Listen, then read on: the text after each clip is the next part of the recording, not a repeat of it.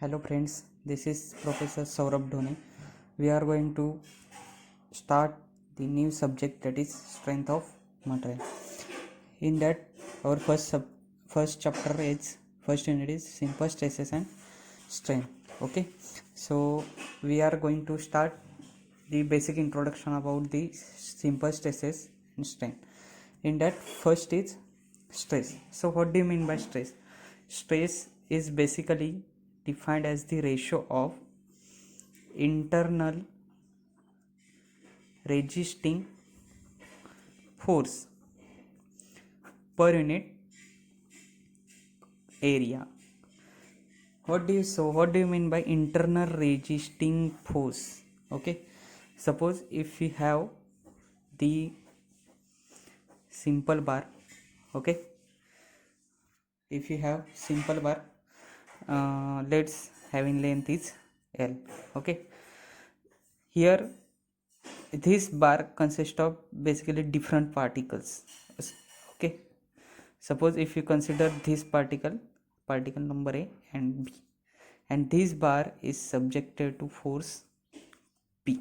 Okay, due to apply this force, okay, the deformation takes place in bar. So these two particles of bar is pull try to pull away from each other. Okay, and basically there is bonding between the two particles. That's why these particles are also trying to comes with each other due to due to some resistance. Okay, this this resistance this resistance provide the resistance to the deformation. Okay, so so the resisting forces comes.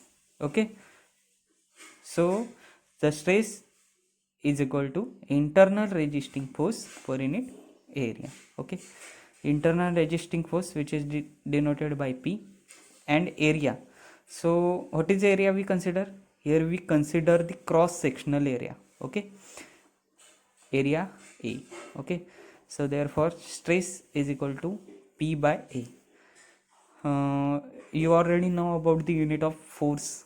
Okay, the unit of force is Newton, and unit of area is meter square, or it may be centimeter square. Okay, centimeter square, next square. Okay, whatever you want to take for calculations. Next, types of stresses. Okay, here there are different types of stresses. First one is the normal stress. Okay, normal stress are also called as axial stress. Okay, so what is axial stress? Basically axial stress is comes due to due to application of axial force or normal force. So normal force is basically act perpendicular to plane. Suppose this is plane and these forces act in perpendicular direction to the plane, that is Fn. So what is stress? Stress is force upon area na? So here force is normal force, so Fn divided by this cross sectional area A. Okay, next shear force. Here force is act in axial direction. Okay, that is perpendicular to plane, and in shear stress the force is act in parallel direction. Means if we have this, if this is plane, so these forces act in parallel to this plane, that is this force is called as transitional force, your tangent force. Okay, so shear stress is equal to tangential force per unit area. Next, third one is bulk stress. Okay, in bulk meaning of bulk is number of. Okay, so this bulk stress is basically produced due to number of forces acting on the body. Okay, here we can see this, the body, that is bar. this bar is subjected to different forces, that is force P1, P2, P3. So this bulk stress is equal to the force. Here different forces are act na, so here consider the total force per unit area, and this total force is nothing but the summation of all forces, that is P1, P2, P3. Okay. Now so in stress, basically the formula of stress is sigma equal to P by A. Okay, and unit of stress is Newton per unit is Newton per meter square. This Newton per meter square is also called as Pascal. Okay, and there are different units. The 1 megapascal, 1 megapascal, mega means 10 raised to 6. Okay, and 1 gigapascal, giga means 10 raised to 9 pascal. Okay, these values are required in for to solving the problems. Okay. Next, this area is basically depends on the cross section, whatever cross section is given in problem. Suppose if you have this circular bar, okay, circular bar, then this circular bar having some diameter. Okay, then area is, what is area for circular bar? That is pi by 4 d square. Okay, if you have the straight bar which is having length L, width B and height H, then what is so then area is, here area is breadth into height. Okay, so this area is basically depends on given cross section. Now we here we see the different numericals. Suppose if you have the nylon string, okay, having the diameter is 2 mm, and this nylon string is pulled by a force, okay, which is equal to 100 Newton. Then find the stress induced in the system. Okay, stress induced in the string. So how we calculate? Here we have the value of d, that is diameter is 2 mm, then value of force, that is P, equal to 100 Newton. We know that the stress is equal to force per unit area. Okay, force per unit area. Here value of force is, value of P is 100, and what about the area? We having nylon string na, so nylon string having some diameter, okay, that is given as 2 mm. So formula of area is pi by 4 d square, so value of d is 2. Okay, after calculating you get the sum value, and this value is in, this is force no, force is in, here given the force is in Newton, so Newton per unit of d is mm, so Newton per mm square. Okay, so next about the strain. So what do you mean by strain? Basically strain is defined as the ratio of change in dimensions per unit original dimensions. Okay, change in dimensions per unit original dimension. Why changes are occur? Basically changes are occurs due to the deformation of body. How deformation is come? These changes are occur due to deformation. Okay, so why deformation is come? Deformation is comes is due to the applied stress. Okay, so due to force, applied stress or force, due to this force, the dimensions after applying the force, the dimensions of body is also changed. Okay, basically dimensions like length, breadth, height.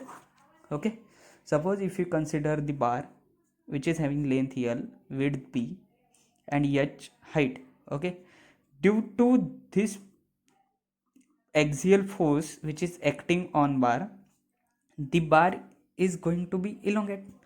Okay, this bar is elongated by an amount of delta L. Okay.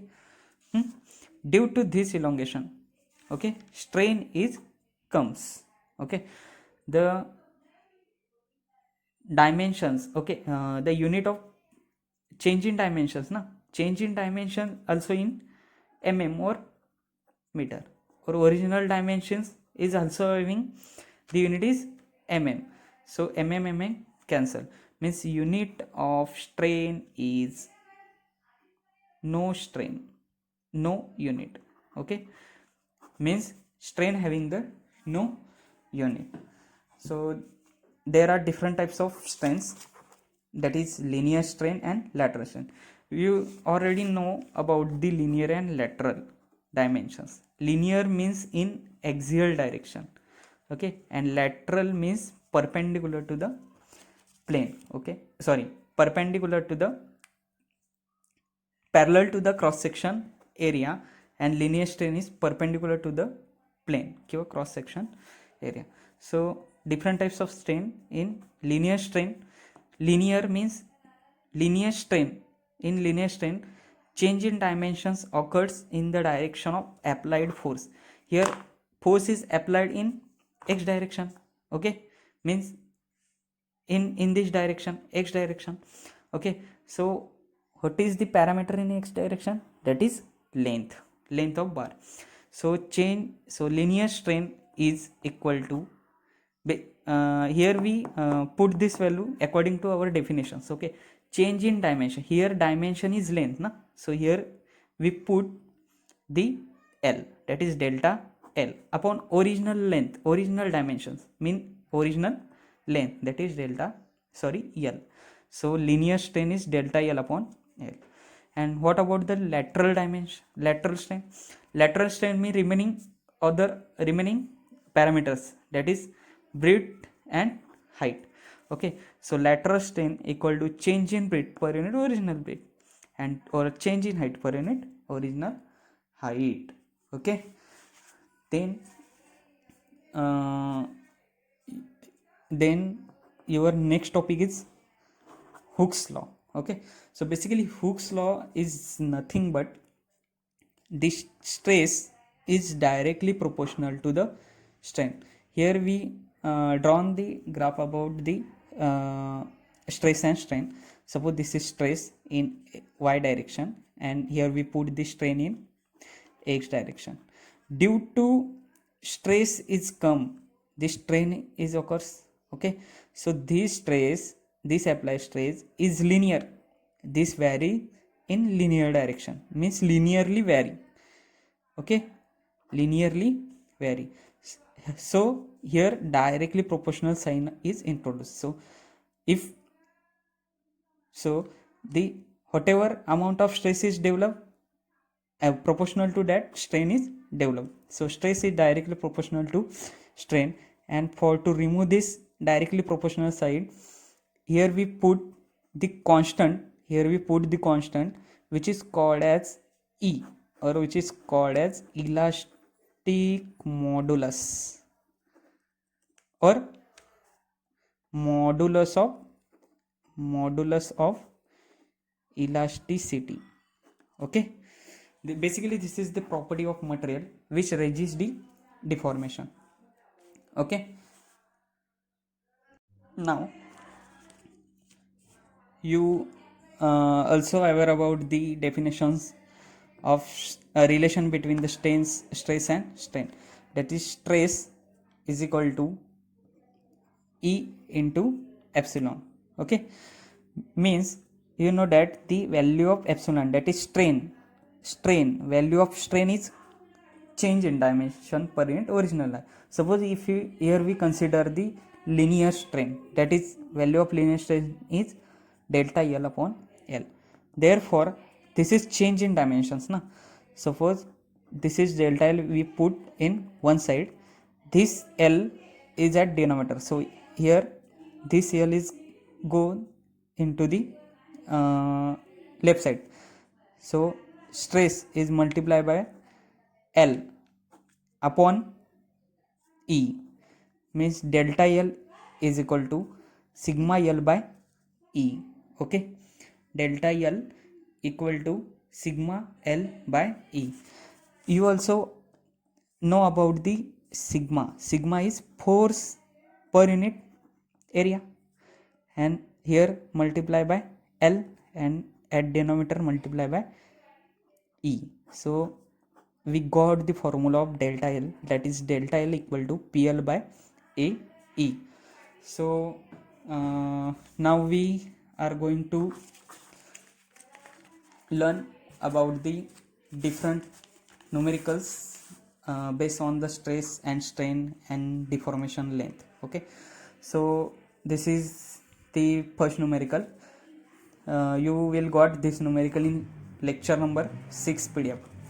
Okay, example is the steel rod of 100 long 100 long and 60 by 20 square in cross section, which is subjected to an axial force of 89 kilonewton. And here we here given the value of E is 2.1 into 10 to 5 Newton per square. We have to calculate the value of stress, strain, and reduce in length. Reduce in length is nothing but change in length, that is delta L.